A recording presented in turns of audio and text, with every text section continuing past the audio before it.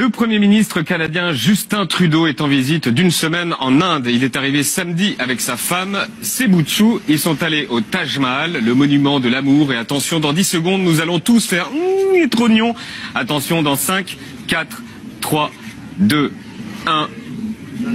Oh, mais qu'il est trognon. Mais vous avez vu, le Premier ministre fait sauter son bout de chou en l'air devant des caméras comme une pub où ils seraient tous parfaits.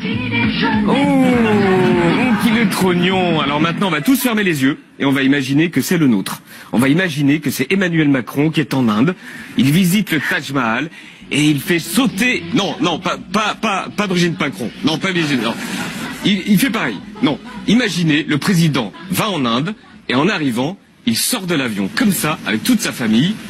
Imaginez s'il donnait le bouquet de fleurs à un bout de chou qui est tellement trognon avec son gros bouquet, et qu'au Taj Mahal, le lendemain, rebelote avec toute la famille et son bout de chou qui a son chapeau trop trognon, et que le chef de l'État fasse une conférence de presse avec son bout de chou dans les bras et qu'il signe le livre d'or et qu'il file le stylo à son fils pour que lui aussi signe le livre d'or, car c'est tellement trognon qu'un enfant signe sur un livre d'or.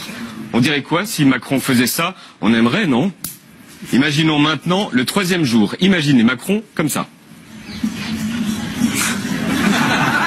Oh mon Dieu, mais qu'ils sont mignons. Ils sont habillés en tenue locale indienne, c'est tellement pittoresque. Et même le bout de chou est habillé en canadien qui se déguiserait car il est en voyage. Et quand il va au temple hindou, le bout de chou est là aussi.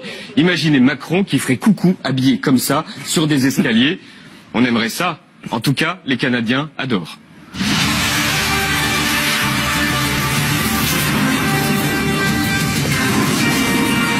La visite de Justin Trudeau en Inde se poursuit et récolte de nombreuses critiques. L'opposition parle d'un voyage désastreux. Autre sujet de controverse, les photos de la famille Trudeau, il y en a eu plein. Il y a de nombreuses critiques, Mario, à l'endroit de Justin Trudeau. La visite de M. Trudeau en Inde passe presque inaperçue là-bas. On en parle plus ici d'ailleurs. Les 3 raisons principales pour lesquelles ce voyage rend fou les observateurs canadiens. Petit 1, où est la substance? Bah oui, c'est super d'avoir des bouts de chou qui signent des livres d'or. Mais où est la substance? Pourquoi est-il là-bas? Petit 2, où est le Premier ministre indien? Vous l'avez vu, vous, dans les images? Lui, le Premier ministre indien? Narendra Modi? Non. À son arrivée sur le sol indien, le Premier ministre canadien a été reçu par le ministre de l'Agriculture. Alors on n'a rien contre l'agriculture, et c'est un peu vexant. La raison, ils lui font la gueule.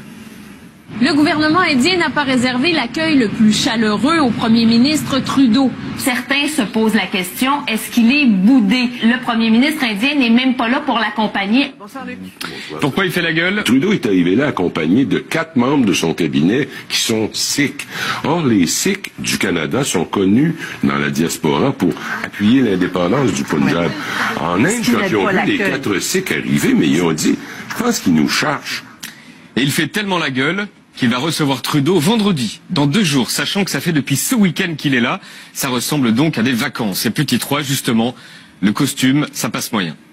Le Premier ministre, M. Trudeau, doit-il porter les vêtements traditionnels pour...